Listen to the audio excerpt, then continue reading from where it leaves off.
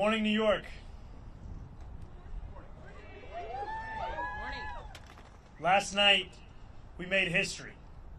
I'm so proud to be standing here today as the mayor-elect of the greatest city in the world. Over 2 million New Yorkers cast their ballots. Whether they were the more than million who supported this campaign or the others who supported someone else, or whether they felt too disappointed by the political process to participate at all, I will work every day to honor the trust that I now hold. The poetry of campaigning may have come to a close last night at 9, but the beautiful prose of governing has only just begun. The hard work of improving New Yorkers' lives starts now. That process begins with transition. In the coming months, I and my team will build a city hall capable of delivering on the promises of this campaign. We will form an administration that is in equal parts capable and compassionate, driven by integrity, and willing to work just as hard as the millions of New Yorkers who call this city home. And central to that effort is a transition team that is defined by the excellence New Yorkers will soon come to expect from government. Our team will be directed by Elana Leopold, whose roots in this city extend back to her grandmother running the trams on Roosevelt Island. She has extensive experience in city government and has been a key part of our campaign to become the next mayor of this city.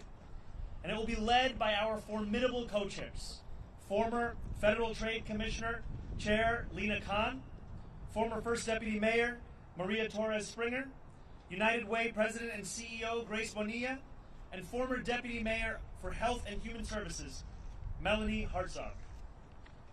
Over the coming days, we'll start announcing the leaders who will implement our agenda. People like deputy mayors, who oversee entire areas of government, and the commissioners who carry out the critical work of city agencies. Some of these people will have familiar names, others will not. What will unite them will be a commitment to solving old problems with new solutions. We will cast a wide net. We will speak to the organizers on the front lines of the fight to improve our city, government veterans with proven track records, policy experts from around the country and the world, and working people who know better than anyone what their neighborhoods need. Throughout this campaign, I have worked hard to be accessible and transparent with New Yorkers. That same spirit will animate this transition and the city hall we build, because New Yorkers deserve a government that they can trust. And on January 1st, when our city celebrates the inauguration of a new administration, let us also celebrate a new era for our city, one that we all feel invested in and whose success we all work to achieve. Now, it is my pleasure to invite Elana Leopold to deliver a few words. Thank you. Thank you. Good morning. My name is Elana Leopold, and I'm very honored to serve as the Executive Director of Mayor-elect Mamdani's leadership team. I want to thank Zohran for his faith in me, both on the campaign trail and in this next exciting chapter of this movement. As a third-generation New Yorker, raised in Mitchell-Lama housing and educated at CUNY, I bring to this work a deep appreciation for the city's promise and a commitment to expanding it for others. I love the city deeply, and I'm so grateful for the opportunity to help shape its future. I'm also expecting a child soon, and so I want the future that she inherits to be one of possibility and opportunity, and I want my new family, like so many others, to be able to rely on the universal child care that Zohran campaigned on. I know from firsthand experience that no one will fight harder for New Yorkers than Zohran.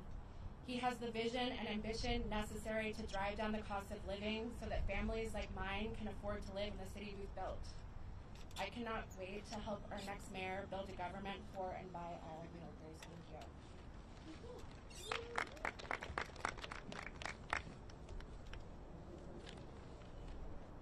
Good morning.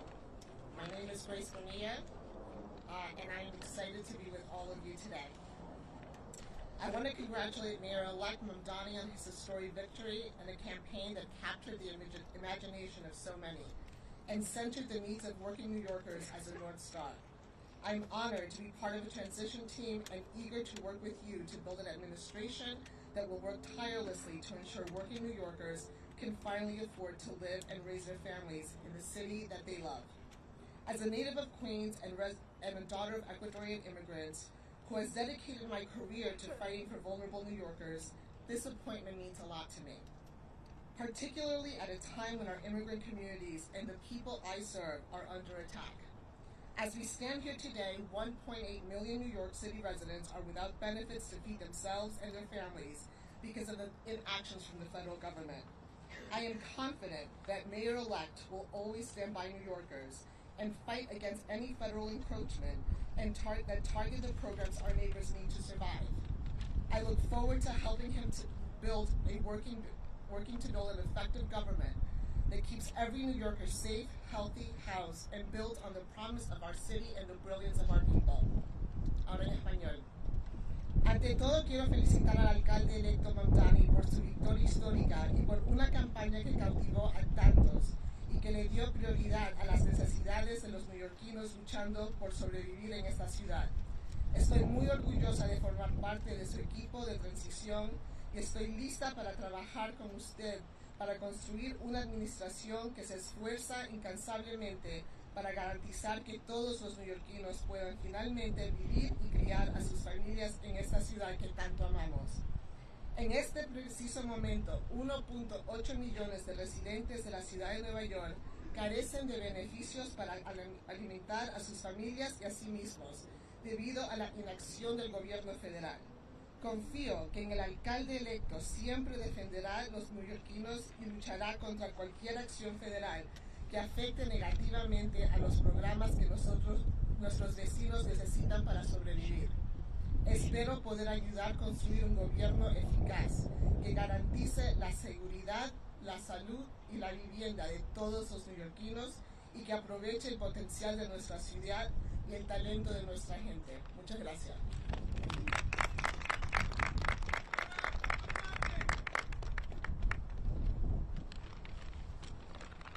Good morning. My name is Mel Hartzog. No one calls me Melanie except my mother when I'm in trouble. And I'm so excited to be with you all today. I first want to start off by congratulating our Mayor-elect Mamdani on an impressive and amazing campaign and victory last night. In my day job, I lead the New York Foundling, one of the city's largest and oldest social service organizations. I previously served across 2 administrations as a deputy mayor for Health and Human Services, director of the Office of Management and Budget, deputy commissioner for the Administration for Children's Services, among other roles. There's one thing I've been reminded of in this work, time and time again. It all comes down to economics. Paying your rent, putting food on the table, taking care of your kids. That's what New Yorkers care deep down about, and that's what the mayor-elect has so successfully tapped into. It's my honor to join the mayor-elect and this incredible group of women who epitomize public service to make sure that we bring the very best, brightest, and most principled people to deliver for our fellow New Yorkers on this moment of promise. Thank you so much. Good morning, everybody. It's great to see you all. I want to start off by just congratulating our Mayor-elect Mamdani on an incredible victory and a just remarkable campaign this last year.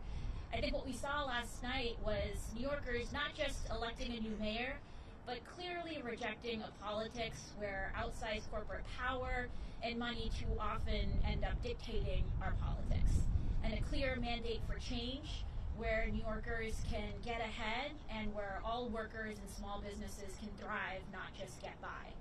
I think what we saw through the campaign was an operation that showed extraordinary discipline, rigor, talent, and I know that Zohran has the vision and courage to make sure that we can actually deliver.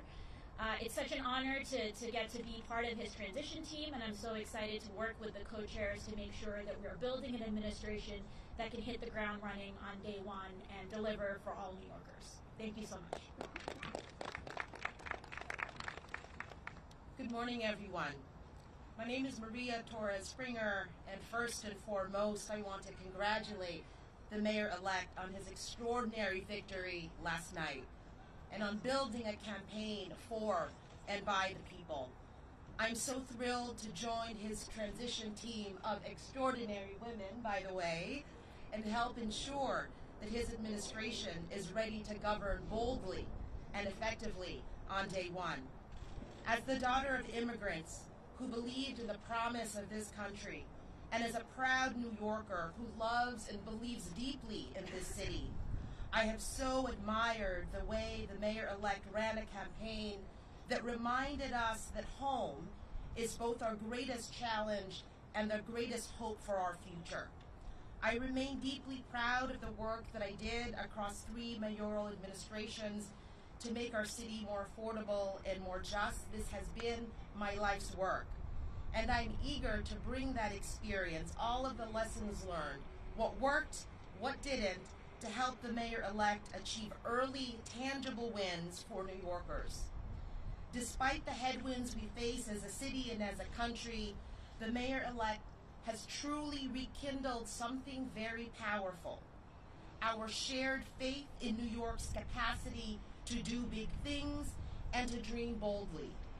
Importantly, he and I share an undimmed belief in government's capacity to deliver for working people, an undimmed belief in public servants' capacity to not just meet, not even just exceed, but defy expectations. So thank you, Mayor-elect, for this opportunity. I look forward to helping you build an administration that gets to work joyfully and urgently to lower costs, build homes, expand childcare, and ensure that every New Yorker can build a life of dignity in this city that we all love. Thank you. Everyone, we'll take your questions, and the co-chairs are available to answer questions as well. We'll start with you, Marcia.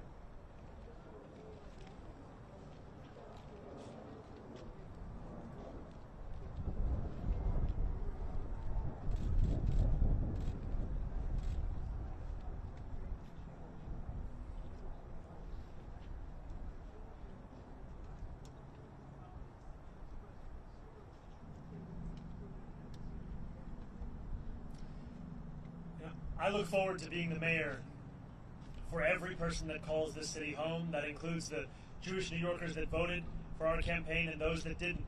My responsibility is to all 8.5 million New Yorkers, and we chose this location as a reflection of the borough that I serve and the fact that we are proud to be known as the world's borough. And for far too long, that embrace of so much of what makes New York City special, so much of what makes it the place that we are proud to call it our home, it has been missing in our leaders in this city. And I'm excited to be the first immigrant to lead this city in generations, and excited more, frankly, to deliver on an agenda of affordability alongside these incredible co-chairs for New Yorkers across the 5 boroughs. Right here, sorry, we're going to go to Josie right here. Hey, how are you? Obviously the members of your transition team span different realms of experience. However, I'm not seeing people who specialize in education or public safety, which are 2 major arms of your agenda. Are you looking to add people with that type of experience to the transition team? And then this morning, FDNY Commissioner Tucker sent in his resignation. I know you've talked about adding people to your future administration who span ideologies. Do you have any concern that maybe some of them won't want you? I look at these 4 incredible co-chairs of our transition team, and what I see are those who have had their careers defined by an excellence that we want to characterize the very city hall that we are looking to build.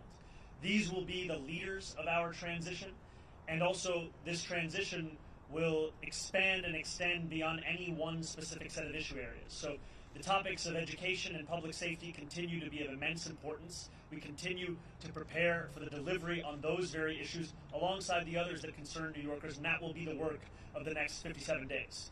And just to your second question, I am willing to consider anyone to work in my city hall so long as they are committed to working for my administration and to delivering on an agenda to lower costs for New Yorkers in the most expensive city of the United States. All right, we'll go to Sam over here. Mayor-elect Mamdani, Sam Alcott from Democracy Now! I have 2 questions.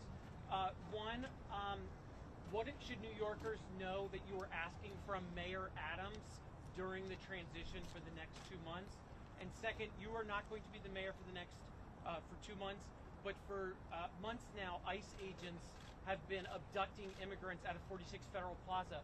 What is your message to the ICE agents abducting immigrants? My message to ICE agents and to everyone across this city is that everyone will be held to the same standard of the law. If you violate the law, you must be held accountable. And there is sadly a sense that is growing across this country that certain people are allowed to violate that law, whether they be the president or whether they be the agents themselves. And what New Yorkers are looking for is an era of consistency, an era of clarity, an era of conviction. And that is what we will deliver to them. And I am looking forward to having conversations with Mayor Adams and his administration about the work of the transition to ensure that the handover is a seamless one and that it is one that benefits the shared work we all have to deliver for the people who call the city home. Thank you, Andrew. Congratulations on your victory. Thank you. Quick question. One is, Everybody's asking too. how quickly do you think you can clarify for everyone that you not only intend to keep Jessica Tisch, but that she actually will stay as police commissioner? And when will you be able to close the loop? And my second question is, before speaking last night, were you waiting for a concession phone call from Andrew Cuomo, and are you disappointed that you didn't get one? I've made my intention clear to retain Commissioner Tisch, and I look forward to having conversations with her on that very subject. Last night, I spent time with my wife, with close members of my team, as we watched the results come in. I spoke briefly with Curtis Sliwa, and then I headed to address the thousands of New Yorkers that were there, waiting to hear of what this new era of government will look like. And that is always my focus. Not on the candidates of this past election, but rather on the people that are so often left behind by our politics. I look forward to serving. And Morgan. Hi, sir. How are you? Doing well. How are you, Morgan? Hanging in there. So just two more questions. Mayor Eric Adams just announcing that he plans to offer former employees who were terminated for refusing the second COVID vaccine, offering them to have the opportunity to get their jobs back. Hoping you can react to that. I know that this happened, but also just more broadly, he's also talking about stacking the rent guidelines board. What do you think about some of these efforts that he's making these last final days to make the job? The mayor is seemingly unsatisfied with a record of raising rents by more than 12% on more than 2 million New Yorkers, and has gone so far as to consider appointing someone to the Rent Guidelines Board who is known for being a star, I think, on a show called Selling New York. And in many ways, that's the description of what he wants to do over these next few months. I continue to believe in the importance of delivering relief for the 8.5 million people who love this city, who live in this city, but cannot afford to continue to be here. And last night I spoke of Wesley, an 1199 organizer that I met outside of Elmhurst Hospital less than a week ago. And as I asked him how long it took him to get to work, he told me 2 hours. I asked him, where were you coming from? He told me Pennsylvania. That, for many New Yorkers, is now the reality, where they have to live elsewhere because they can't afford to live in the place that they love. And that has to be our compass in guiding the work that we do to ensure that we can make this a city that is livable and make this a city that finally turns the page on an era of big money and small ideas. Yeah, how about Holly right here? The Democratic Socialists of America have been a huge supporter for you, a huge part of your campaign. Will they have a role in your transition? I am looking forward to having every member of my coalition being a part of our transition. The transition will be guided by the work that we need to do, and the coalition that brought me to this point has done an immense amount of work and has also been leading in the fight for dignity for working class New Yorkers.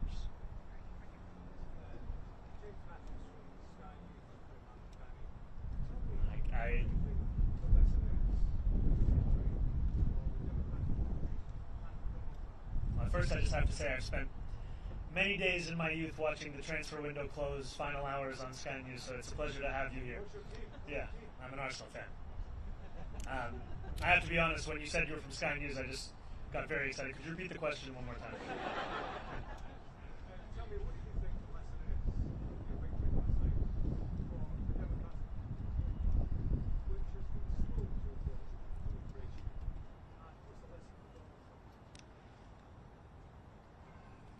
the lesson for the president is that it's not enough to diagnose the crisis in working class Americans' lives. You have to deliver on addressing that crisis. This is a president who ran a campaign on the promise of cheaper groceries, and now, as was said by one of our co-chairs, has gone so far as to cut SNAP benefits for close to 2 million New Yorkers. Someone who is literally making it harder to afford those same groceries whose price he was decrying not that long ago. And what scares Republicans across the country is the fact that we will actually deliver on this agenda. And the contrast is something that they cannot bear to witness. And I try to keep my focus similar to that cover on the New Yorker where the world ends at New Jersey, and thinking about what this means for our city instead of for our nation. And I will tell you that for our city, what left me with such great hope last night were the stories from so many New Yorkers who had never voted before, who had lost hope in politics years ago.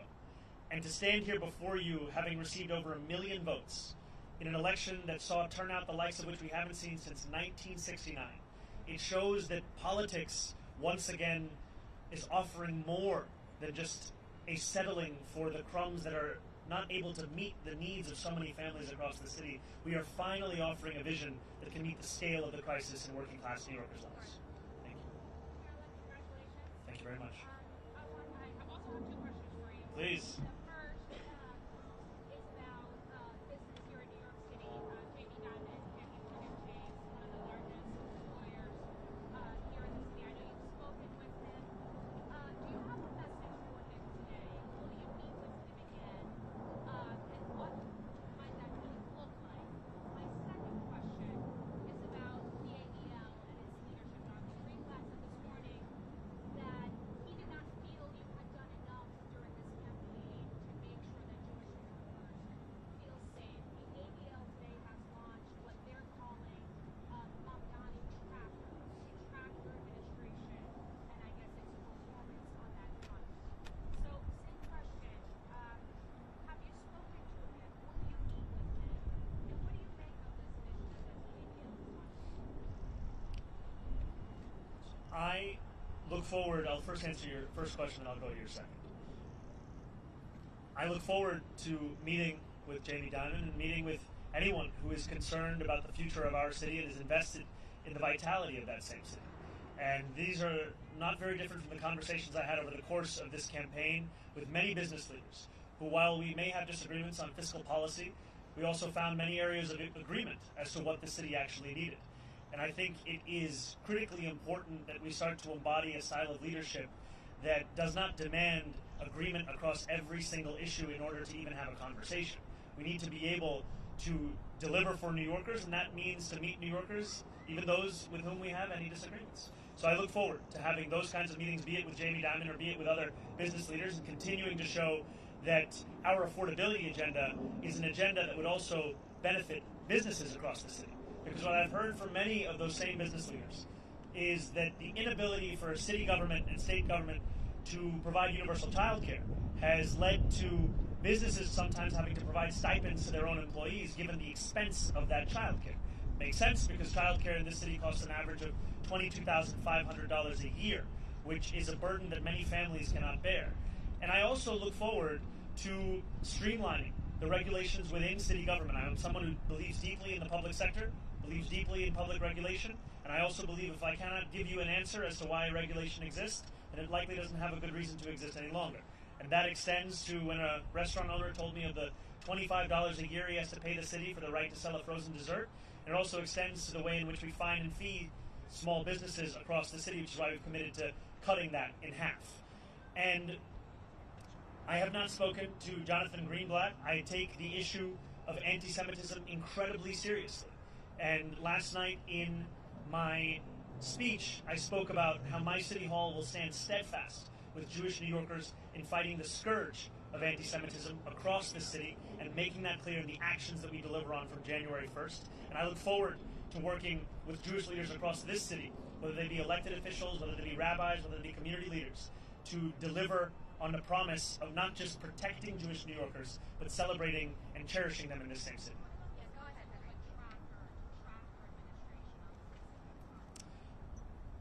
I think that anyone is free to catalog the actions of our administration. I have some doubts in Jonathan's ability to do so honestly, given that he previously said I had not visited any synagogues, only to have to correct himself. Hi, Mayor-elect. Obviously, I have two questions. Yes, yes. It's a 2-for-1 day. Oh, yeah, a little more interesting. So, on President Trump and on delivering real, tangible results, as you alluded to last night with your new era, as Maria Torres-Springer just said, how do you balance, or have you given thought to balancing combating President Trump and not getting lost in that fight where you are not delivering the campaign promises? And second, I'm just curious, kind of in the quiet hours of last night, you got off stage, you went home, maybe you were sitting by yourself, maybe it was just you and your wife. I'm wondering what those sort of thoughts in your head were in those quiet moments after this sort of enormous accomplishment and the weight of what's about to come your way. It's very funny. Everyone is asking two very different questions. I'm trying to strike the right tone between all of them. New Yorkers are facing twin crises in this moment: an authoritarian administration and an affordability crisis. And it'll be my job to deliver on both. It'll be my job to stand up for the city and also to ensure that we do not look at Washington, D.C. as if it is the reason for all of the problems right here in New York City. Many of the issues we are speaking about, they predate President Trump. They are issues that for too long we have turned a blind eye to, or we have sought to rationalize or normalize. And what I'm so excited by in looking at these incredible women who will be leading our transition is a track record of being able to handle multiple crises at the same time. Crises which so often for others might be the only focus. For so many of the people on this stage, they were one of many. And these are the crises of cost, these are the crises of conviction, these are the crises that have come to describe much of our politics. And I find immense confidence in the fact that we are already building a team that has shown its ability to deliver and that will continue to show that over the next 57 days and beyond. I cannot tell you that I had many quiet moments between last night and this morning, but some things that I have been left with, whether it was in sitting with my wife or with close members of my team without whom none of this would have been possible, is the sense of hope that New Yorkers have. When I left the venue yesterday evening, there were hundreds of New Yorkers waiting outside. And so many of them were young New Yorkers. So many of them, it may have been their first vote they were ever eligible to cast. And in their eyes and in their shouts and in their screams, I heard the potential for what our politics could be. And it's a potential for New Yorkers to not only be able to see themselves in those that lead them, but more importantly to see their struggles. And just before this, I heard from an immigrant rights advocate who said that the moment that made her whole in the speech that I shared was when I spoke about this city as being one that was built by immigrants, that was powered by immigrants, and now that will be led by an immigrant. I think for too long, many New Yorkers have been told that there are only places in the shadows. And it is incredibly exciting to stand here alongside these leaders to embrace the light that the future will hold for all of us in this city. Thank you very much. Gracias. One of the things that we're seeing is that many Hispanics went to you in the last few weeks after leaving Governor Cuomo with the hope that you would actually advocate for them with President Trump. Do you see that happening anytime soon? Will you actually be owning the fact that you actually do dialogue with him as the White House reach out to you at all to congratulate you? And if not, are you even considering calling President Trump when things are going on? The White House hasn't reached out to congratulate me. I continue to be interested in having a conversation with President Trump on the ways in which we can work together to serve New Yorkers, whether that be delivering on his campaign promises around cost of living, or the many issues that New Yorkers have been sharing with me about the drastic impacts that the legislation that President Trump has ushered through Washington will mean for them and their lives. Too often we understand these impacts solely at an individual level, but if we just speak a little bit more about SNAP benefits, these are not just affecting the close to 2 million New Yorkers who are on SNAP, these also affect the grocery stores across our city. There were a number of mom and pop owned grocery stores that spoke to me about the fact that in the Bronx, SNAP revenues make up more than a quarter of all of their revenue. And this has the impact of decimating their ability to keep their doors open. And so I look forward to having those conversations and to making clear that if there's ever anything to be spoken about that could benefit the people of the city, I am ready and willing to speak to anyone about it. But if it is a conversation to come at the expense of those people, then I will fight that idea tooth and nail, because my job is to serve this city.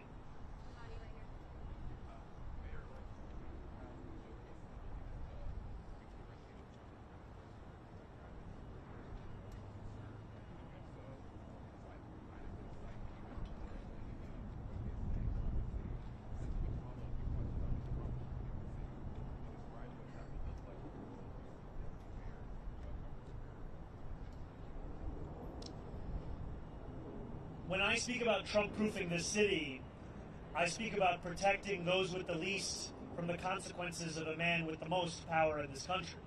It is in part a reference to the need to ensure that any fight for additional revenue is one that also looks to try and protect those same New Yorkers from these kinds of cuts to the greatest extent that we can. And it's also a commitment to ensure that so many of the storied parts of city government return back to the moments where they were on the front lines of fighting for dignity and civil rights, and I think specifically of our city's law department. This is a law department that, when you think of the seminal civil rights cases of this country, they were there. And yet today it has 200 fewer lawyers than it did before COVID. This is an example of a lack of interest from an administration in ensuring that we are investing in the tools that have been proven to protect those same New Yorkers. And I will not mince my words when it comes to President Trump. I will continue to describe his actions as they are, and I will also always do so while leaving a door open to have that conversation, because it cannot be understood as if it is an argument between two individuals. I am looking to lead this entire city, and everything that I do must be to the benefit of this city, and I look forward to delivering for that same city. Yeah, hi. Hey, how's it going on?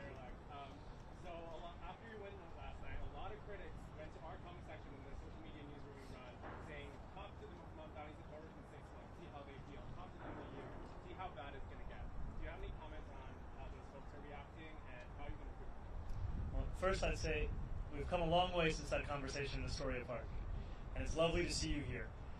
You know, I think that there were many who said similar things when we launched our campaign on October 23rd. Talk to the campaign in 6 months, talk to the campaign in a year, see where they are.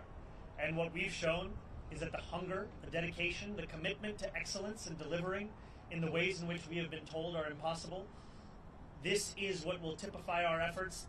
It has thus far. This is what will describe them moving forward. And the passion, as Maria had said, of an undimmed potential for government to meet the needs of working people across this city, that is something that we fully intend to deliver on. These were not words that were shared as a means by which to inspire people for the purpose of an election. These were commitments that were made that we intend to deliver on to ensure that New Yorkers can live in the city they call home.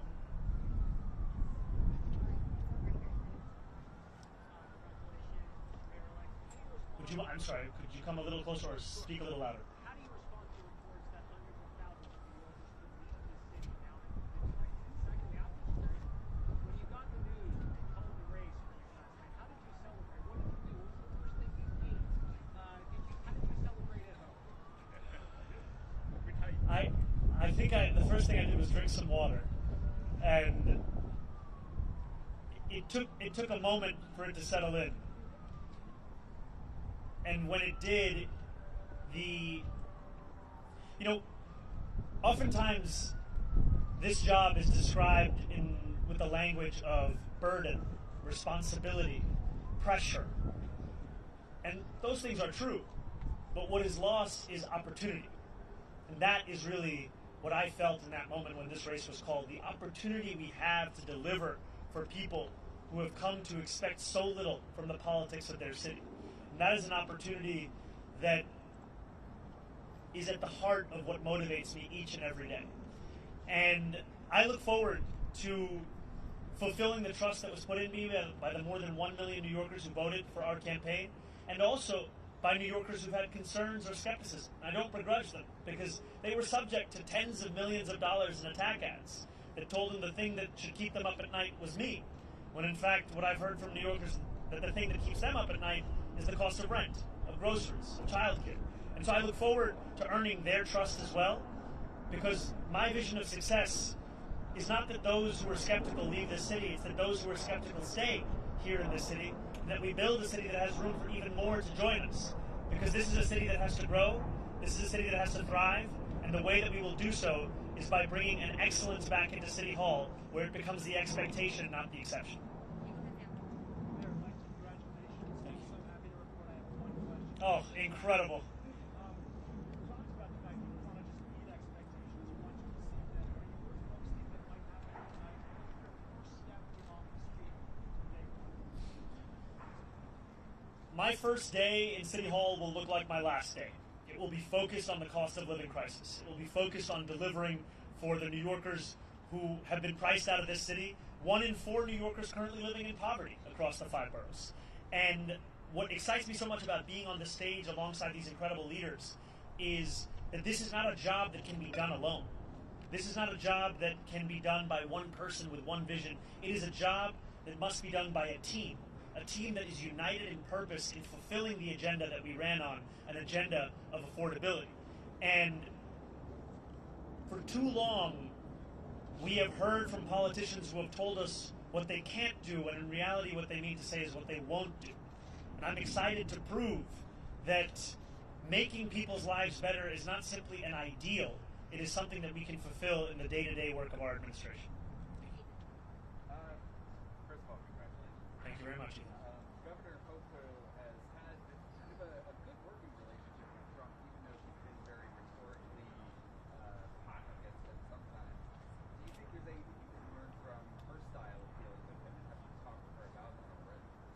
I think the governor has set a very good example for what it can look like to both keep a door open to speak with anyone about anything that could serve the interests of the people of this state, while also refusing to sacrifice those same people for the purpose of maintaining a relationship.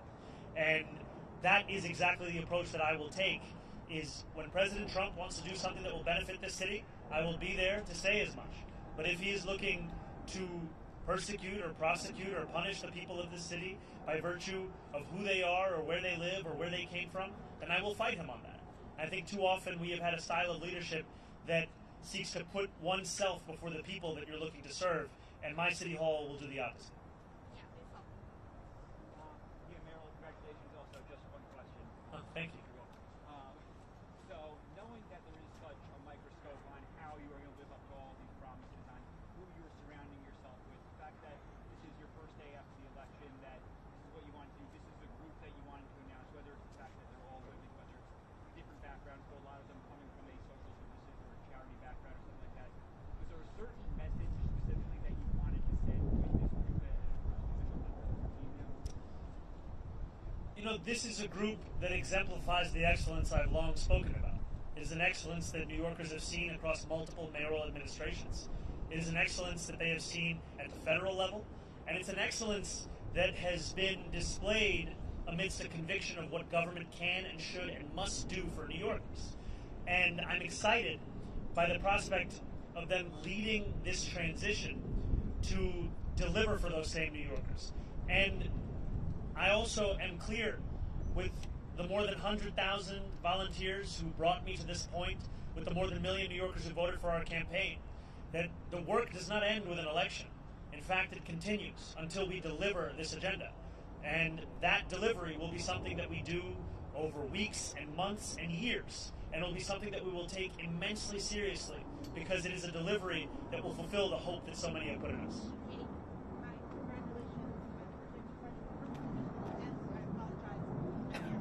Could we do the first one? I'll answer, then we go to the second one? Perfect. So I know on the website you're fundraising for people who aren't familiar with fundraising. What is the money you're Well, thank you for the question. It's transition2025.com. And, you know, there were a few months ago where I told supporters across the city to stop donating.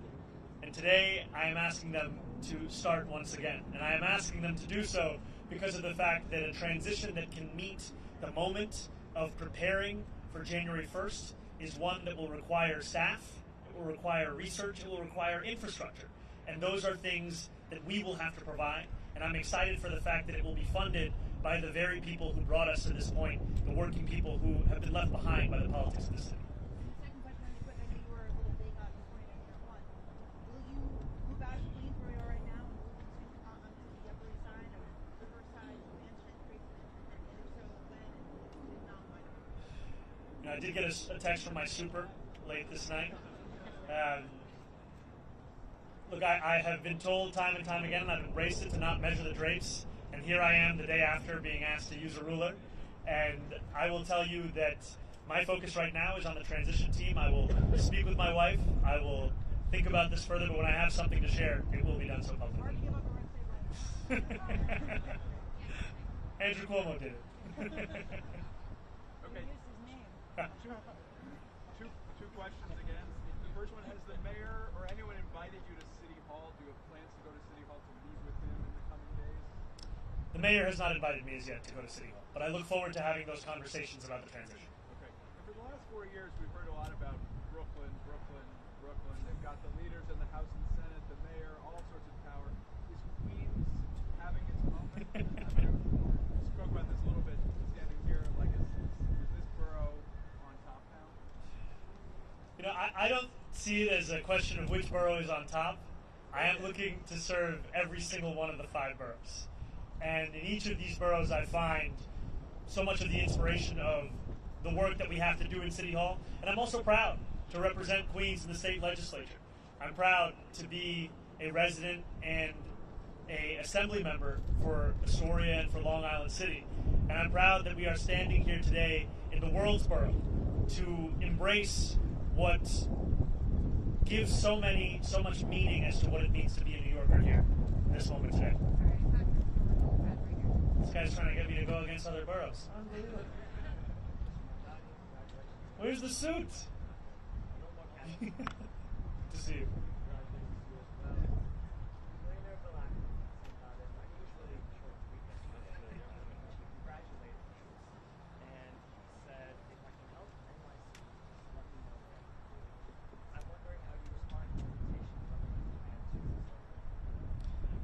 I appreciated Bill Ackman's tweet and the sentiment of it, and I will continue to have conversations with anyone who is committed to the welfare of this city, the vitality of this city, and those are the conversations I will have over the next 57 days and beyond.